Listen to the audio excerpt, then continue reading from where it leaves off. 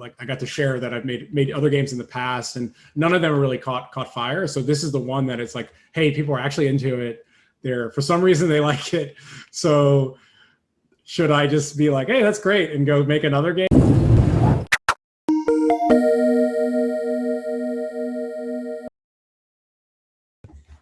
So let's go back in time a little bit, because the 3D conversation kind of brings up Swing Star, which was also your first, I think, only VR game.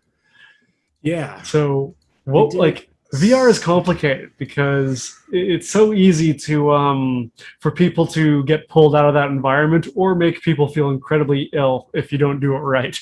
So that must have been its own level of challenge in itself. Yeah. Me and so we got into VR. Well, so when Oculus announced their DK1, their development kit 1, I remember buying one like right away. They were like $300, and I think I had like a PlayStation 3 or something, but even though $300 was kind of like, it's still a chunk of money, I was just like, oh, this is totally, I want to try this. Like this, they're promising VR. So I got to try this, and I could use Unity. So I knew Unity. So I'm like, wait a minute, I can have the VR helmet, and I can just immediately like put 3D stuff in it, and I can experiment with it. So it felt very like accessible, and it was like, I knew I could play with this right away. So I bought one of those, and then one of my best friends, this guy John O'Meara, was also like obsessed with VR. He ordered one of these, like they're called like Omnis, where it's like one of these walking pads where you got to wear socks and you can like walk around the world. But he like ordered it on a Kickstarter, and then it didn't come for like 3 years. Oh, wow. And then he doesn't even have room for it, so he's got this Omni somewhere. But he needs to move it to a bigger place. Yeah. So but him and me were like kind of into VR. So we did a couple demos at Playcrafting, like workshops on how to get set up with Unity. And we just kind of became the first people doing some demos with that. And then that turned into a full VR class. And we were teaching the class, but we actually hadn't released a project. So me and my friend John O'Meara, we were like, okay, let's do something. So we started prototyping some ideas. We actually were meeting up at Baby Castles. Baby Castles is like an art gallery game space here in New York, and they had these co-working spaces on Monday nights. So we would go on Monday, like hang out with a bunch of other developers, work on our prototypes, and we came up with a few prototypes. And then my prototype, which was this, it was a third-person character that would swing. You would swing on stuff and then grab onto something else and swing on another thing. Yeah, kind of like a grappling game. It's actually kind of like the grappling hook from Zelda games, really. A little bit, yeah.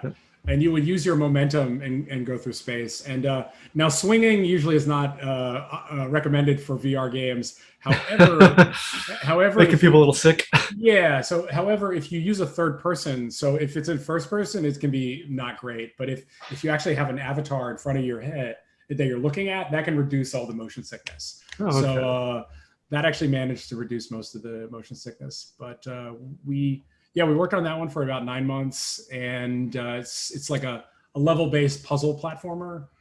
And we released that on the Gear VR, which is a mobile VR headset, and then we also released on the Oculus and Vive with Steam.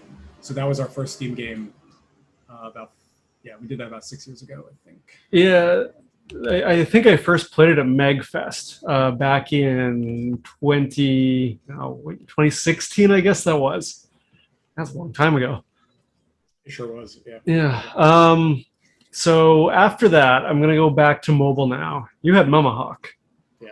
And Mumahawk was in development in parallel with Burgle's Bounty for at least a portion of it. That's true. I see Gray's here. How's it going, Gray? Hey, Gary. Gary. Yes, I am finally here. Nice. So your name is Computer Lunch? Yeah, Computer Lunch. That's our studio. Yeah, that's I have to have my name on. I have to have Computer Lunch on all my emails because our YouTube channel uses the same name. So like it's just always the same. Well, that's awesome. I hate to just kind of like barge in the middle of the podcast here, but I am here. So it was nice to meet you. Nice to meet you too. You guys have met before. Might have been a few years have though. We? I think so, but it doesn't matter. I might. We may have, come into contact. I might have made a bad, inappropriate comment in front of him, maybe. That would be in line with your character, Gary. Yeah. Maybe, yeah. Maybe it was that player, but yeah, maybe. It would have likely been a MagFest or maybe even a MagFest. Playcraft event. Yeah. So we were saying MagFest, which is this great convention. It's almost the Renaissance Fair of video and they're games. coming back. I don't know if you gonna- heard. They're coming back. No date yet though, but it's been confirmed. I did hear, yeah. So MagFest, a very unique convention. They have all like the retro games and like last year I saw the musicians from Donkey Kong Country, like David Wise was playing like music, and so a lot of my heroes of like the Super Nintendo Genesis kind of time are there. So it's a nice convention. But they have an indie game selection, and it's a great place to kind of show off an indie project they're working on. So I think, Blair, did you show Burgle's Bounty? Burgles was there, and in 2020, before everything shut down for the pandemic, we did the pop-up table thing and showed Karendow for the first time. But Kids of Karendow is really going to get its real, I think it's a real shakedown at Play NYC here, because we've actually got a pretty solid product, or at least I think we do. We'll see what the public says. That's awesome. Yeah, we're going to be showing there too, I guess August 9th or something. Yeah, are you going as part of the Gumbos, or are you doing your own thing? I think I'm part of the Gumbos. I'm a little confused because we bought these booths like a year. I mean, Sam's in coordinating that. They're for everyone. So if you gave money to Sam, you're confirmed for that. You should just probably reach out to him. I think I did. Yeah, I'm just not. It's been a long time. So, but is Sam just like collecting money from you guys? Yeah, well, Sam's kind of. He's taking a kickback. He helps coordinate it. So I think I think we got like a special deal because we bought like, I don't know, like 8 booths or something. So, but I forgot. We all like kind of pitched in different people had different spaces. Yeah. Who's bringing swag? Who's bringing swag? Like game we swag? are. We're rather. I got some swag for Karendow. Not much. What do you? I just ordered some placards today and also some T-shirts. But I'm not giving away the T-shirts. Those are for me. We got to get some stuff. I think we have this. I'll show you guys. Yeah, we have we're gonna announce like people get like free. Our game is free to play games, so it's like we have like coins in the game. But I think we're gonna give like $10 worth of free currency if people come. So if they come and they play the game, we'll be like, here you go. Here's like a $10 equivalent. No, sweet. And then the other thing is we'll give them is we have these like elite membership cards. So these are called you guys can't see this on the podcast, but this is like our elite. It says Darwinium Elite, which is the currency, but it's supposed to be like a airport lounge thing. So you can like sign your name to be like, oh, you're a member of the club. So people that come in person will be like, okay, here you go. Thanks for coming. Oh, you've played the game before. Here's like $10 worth of. I think I actually have one of those cards. I think I got one a few years ago. You've had them for a while, haven't you? Yeah, we had them at PAX like 2 years ago. Yeah, let's see if I still have it somewhere. Yeah, but so they'll get this stuff and I don't know. So. Blair, the ultimate insult would to give people Canadian Tire money. Oh my god! I remember what that is. Yeah, if they ever wanted to go up to Canada and shop at Canadian Tire, that would be great. Maybe they'll make a cryptocurrency at some point. Yeah. So computer lunch, just in case you don't know what Canadian Tire money is, I do not. We have a shop in Canada called Canadian Tire, and they basically sell like car parts, but they also have kind of like a department store kind of section where they sell all sorts of stuff. Whenever you go there and you buy stuff, they'll give you kind of like points. But instead of just kind of giving you points on your membership, they give you this like fake Monopoly money kind of thing that says Canadian Tire on it. And you could spend it there, right? Yeah, you can spend it there. Yeah, it's like, here's 10 cents. So you got to keep it in your wallet for like 2 years. Yeah, it's probably really annoying. That sounds great. Yeah, so when you're a kid, it's fun to collect, but like as an adult, you know how worthless it is. Your parents can give it directly to you. Yeah. I feel like that's a great idea. Maybe CVS should start doing that. I guess they track us. Make some sales money. Yeah. Track us. Make your own sell crypto. Yeah, I don't know. Well, so the thing is like, so the cool thing about like a free to play game is it's basically like a Patreon in the app. So like we don't have to make a cryptocurrency. Like we have a currency in the game. So Right. it's like you have this like a free to play game is a little, or at least the way we think of our game, it's kind of like an amusement park. It's a science themed amusement park, and there's lots of different rides. There's like a ride all about dinosaurs. Like we have like something about human civilization. We got stuff about mammals. We're unlocking all these like lions and bears. And then we're working on this big space expansion. But each one of these is kind of like an amusement. If you think of an amusement park with different roller coasters, each one you can kind of visit and then play on. But then if you want to buy concessions, like you want to buy some ice cream or you want to have a little more fun, then you need these what we call Darwinian cubes, which is the main currency. It's like and these Darwinian cubes allow you just to go faster. Like it's kind of like a fast pass. You can play faster, or you can do more fun things in the game. So it is like, it already is a currency, so it doesn't need to be a cryptocurrency but that currency is only good. It's a little like the tire place. It's only good when you're visiting Singularity. Nice. I have a few more questions I want to circle back to on Mama Hawk, if that's all right. Let's do it. Yeah. Yeah. So you got that game featured. And it's a lot harder to do that now, but I'd like to sort of talk about what it was like a few years ago when you were able to do that, because our games released in roughly, I think, the same week or within a week from each other. And I kind of want to see what our experiences were like, because yours got featured and Burgle's did not. Yeah, so with that one, we worked with a kind of publisher at the time. We were working with Kurt Beeg of Simple Machine. Okay. And yeah, he was a huge force in polishing that game to get it to the level of quality that he thought Apple would like recognize. So so Apple specifically, they are looking for like a really high level of quality with the visuals and polish. So it was kind of twofold. So like one fold was like Kurt did have he had released many other games in the past, so he already had pre-existing relationships with Apple. But the other thing is that it really is like the amount of polish. So they're expecting, like, he can't, like, he can only show them things that were like of very high quality. So we spent like 6 months just polishing the game to get it to like a very very finished state. And I think with Apple, like if we hadn't worked with Kurt, I think I don't think it would have, because it would not have, with twofold, it wouldn't have been like, it just wouldn't have been at the level of visual quality that would deem for Apple to look at it. And then again, like we didn't have contacts with Apple at that point. Oh, that's interesting. I actually didn't realize you worked that closely with Kurt, or maybe I did and I forgot. Kurt's kind of left the scene for a while now, hasn't he? Yeah, I think he's well, I believe he had a child, so he's a kid now.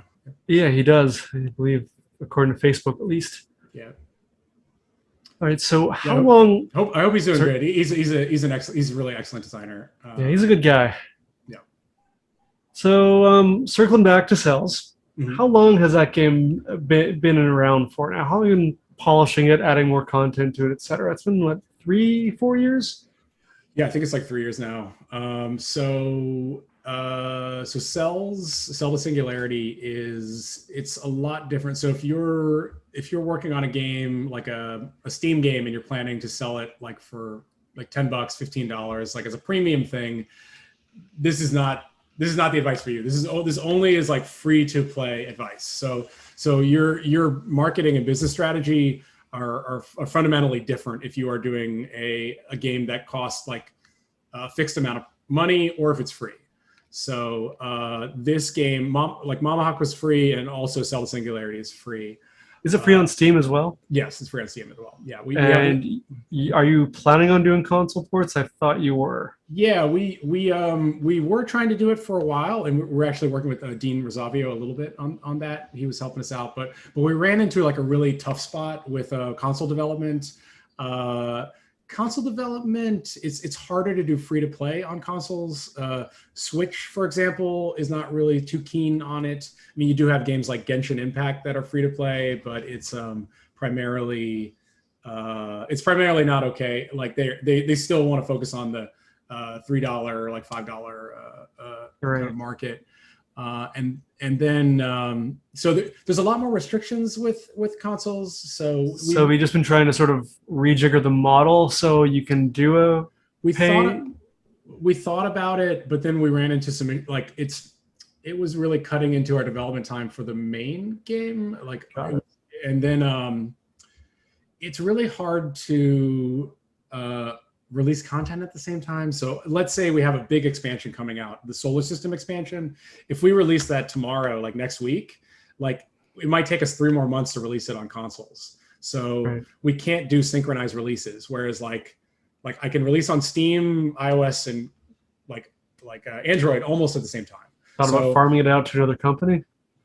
They gotta wait. Like even if we're done the expansion, they gotta get that and then they gotta port it, and like it's really hard. So that's why Genshin Impact again was such a big deal, because they actually managed to release on all the platforms at the same time, and it's quite an accomplishment. So that I think you can only do that if you're like super like, I don't want to say AAA, but like you're really like kind of big, big engineering, like synchronizing stuff. And also, it just didn't seem like it was going to be financially sound. Also, this is a clicker game, so it's kind of like, what are you going to click with the controller?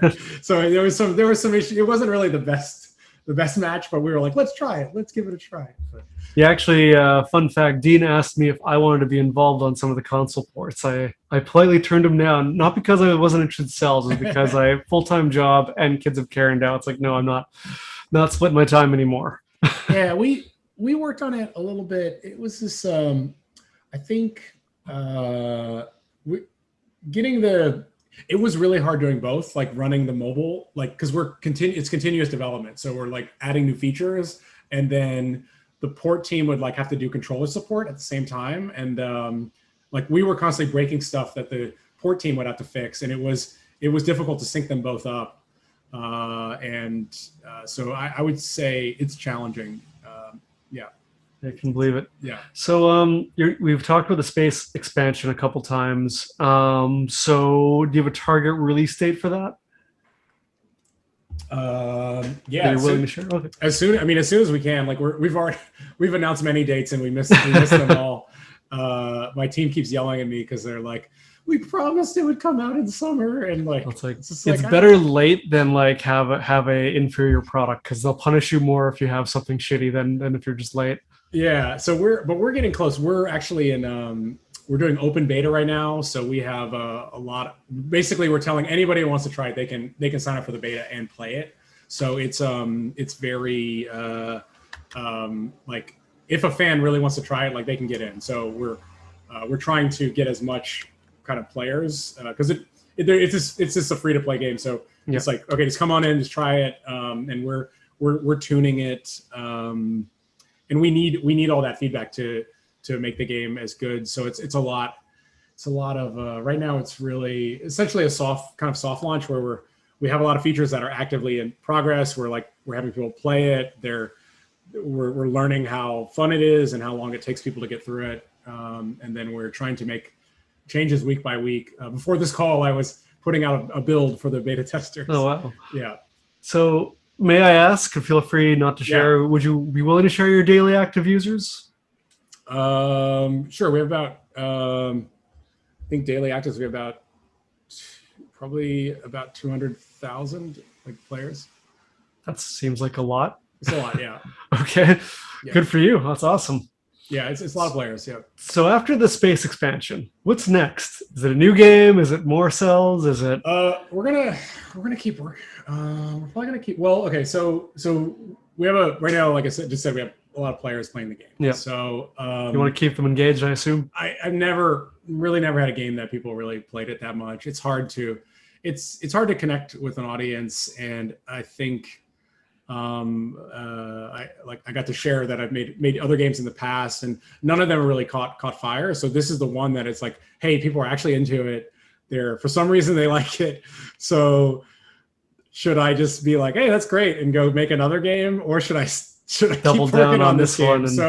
So and after making so many games and knowing kind of the normal path that a lot of games has, like I'm feeling I'm like, okay, I'm just gonna kind of grit my teeth and stay on this one and like see where I can take it. Really focus on doing the best that I can do for the players that we have, like making sure that the players are having a good time, that we're like doing the things they want us to do. So like the dinosaur expansion was by popular demand. The space expansion is also because they're asking for it. So we're really trying to listen to them and build it because it's, even like it's all kind of random, especially with the downloads. Like it could stop. People could stop playing it tomorrow. So while they're there, we're definitely going to be working on it. I think. And we got lots of topics, so maybe we'll do insects at some point. So like you unlock different insects, and the cool thing about insects is like they're so gross when you look at them. So you can like zoom in on like a fucking mosquito, and then it's so disgusting. You see all the hair, the little hair follicles right there. So we can 3D model these insects, and people will be like, "Oh, that's so disgusting," and then they got to unlock more insects. But I think some people really like insects. So it's fun to like. I don't care that much about bugs, but I feel like we can do something that like we're game designers, but we also really care about science. So we can do something that is kind of rare, like a really fun hybrid of like a lot of information and really fun gameplay, and then pretty good graphics, and do something that's kind of unique. So that's kind of what we're going to keep doing that with the game. So it's like the subtitle "Evolution Never Ends." Yes. Awesome. Giant bugs in VR. I think there's a lot of tarantula games in VR that or just to scare the shit out of people. Yeah, there's a lot of scary stuff. Yeah. So I mean, you've been working on this for so long. You must have hit like a few different challenges. I'm guessing either technical or human-wise with developing this, because you're working with a lot of people on this. It's a big game. I'm sure we were just talking about bugs, but I bet there's a lot of bugs in the game too, as there is any game. Yeah, it's been challenging. We've been really lucky that people like the game, so that helps with our enthusiasm, and also just like it's allowed. I mean, the game is funding itself, so that like if the financials aren't there, it's very difficult to make time or like reasonably like allocate time for it. So that's really helped. And my wife is very supportive. Like she's also a game. So we made Mama Hawk and Wedding Run together. Mama Hawk was really her game, and she did the funding for that one. And she works at another studio in the city, Dots. But she's very supportive. So it's when things do get kind of emotionally challenging, I think we're able to kind of talk through it a lot.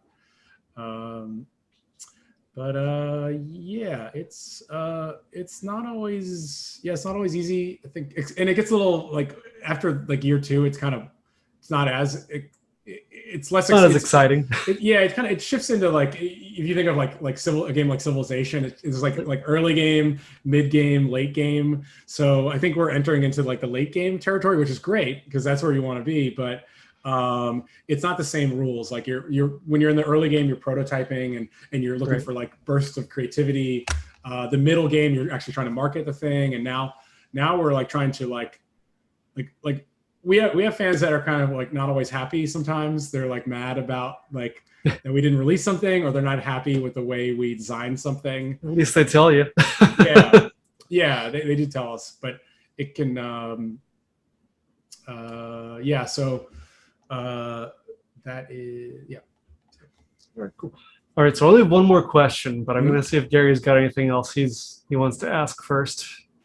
Well, I'm going to ask the same question I ask all our guests: is What do you think your dream project would be? Let's say if time, money was not an issue. What would you love to work on? Let's see. I don't know. I think it's like I'm trying to come up with what I want to do, what I want to make next. Like I don't know. I was okay. Here's an so it's like I don't know if this is what I really want to make. But what about? Have you ever seen like where like somebody gets a tattoo of like the Earth on their back, and then they gotta like fill in like each country? Have you ever seen that? I have. I've heard about something like that. So you're saying like someone goes to each place, they tattoo the name of that place. So what if there's like, okay, so the beginning of the game, it's like Satan like tattoos your avatar with like the world on your back, and then you're like and then you get like the outline of all the countries, and then your job is like to like you gotta like visit all the countries and you gotta fill in this tattoo, and then once you fill in all the countries and you go to hell or something. It's a little like there's a story called Faust, where Faust wants to know all the knowledge in the world, but once he does get all the knowledge, then he has to go to hell. So because he's like it's like a deal with the devil or something. So but while you're traveling, you could visit like famous architectural spots. Like you could go to like the Eiffel Tower, or you could go to like Frank Lloyd Wright's like house. You could go to Angkor Wat, and so you could visit these like famous archaeology things, and you could like learn about them and cross them off your list. Would you make it kind of like Pokemon Go, where if you actually physically visit the models or the locations, you would actually like get some kind of bonus or something? That's a good idea. Yeah. Although that's a game. It's like now I have to go to Angkor Wat to like part of my tattoo. No GPS spoofing. GPS spoofing allowed. Yeah, that gets a little expensive. Yeah, I think because it's the fantasy of because most people are not like I'm not going to do that. Like there's a lot of places I don't want to visit, but the fantasy of it, just like collecting knowledge and experiences, and I kind of like architecture, so I think it'd be fun to 3D model a bunch of those buildings. Maybe that might be fun. That'd be interesting. So, might be challenging too. Do you see this as being like a VR experience where you're in like an open world? No, I like VR, but the phones are where it's at. Like that's what everybody's got them in their pocket. That's the. I feel Did you ever go console? Sure, if I could port my game to the. Well, like, would you ever go straight console? Like, start something fresh on console? I feel like consoles are kind of like backwards right now. Like, you think so? Yeah, Switch is pretty awesome. Yeah, but it doesn't. I mean, it doesn't do free to play.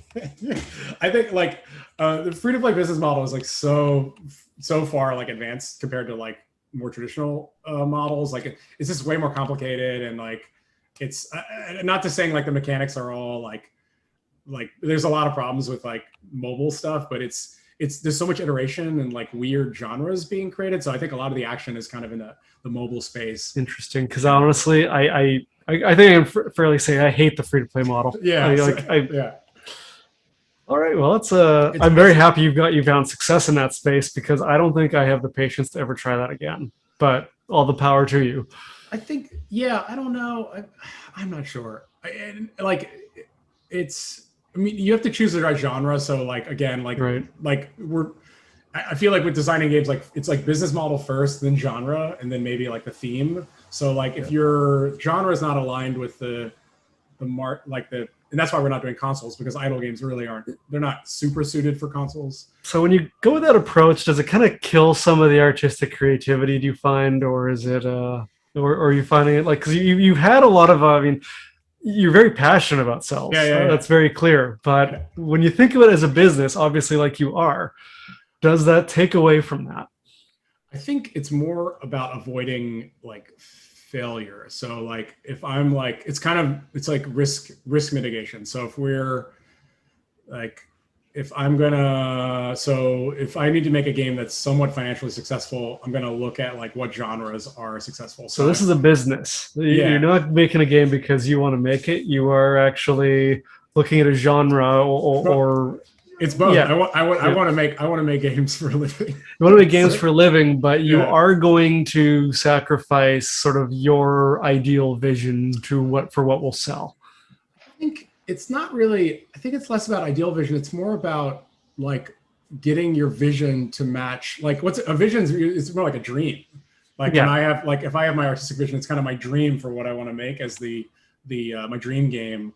I've tried to make dream games before. Like your dream doesn't always match up with like the audience or like what people want. So I think it's fine if you want to make a dream game, but if you like, I probably made like 1 or 2 dream games, and I was happy with them, but they didn't connect with an audience, and I didn't make enough to like continue with it. So when I made the next game, I'm like, okay, well, is there something I can do that would make it more like connect with an audience? So like picking out a genre that is like a lot of people are playing, or that you feel like is going to be on the upward trajectory, like at least in the next 2 years, kind of trying to catch a genre's wave where like a lot of people are like, yeah, we like this game mechanic, let's play it. And then with Cell to Singularity, like it's really kind of a niche topic, but I don't know. I'm really passionate about the topic, so I wanted to found an audience. We're trying to make the like in the entire. I don't know. You've heard of in business, you want to have like something that's like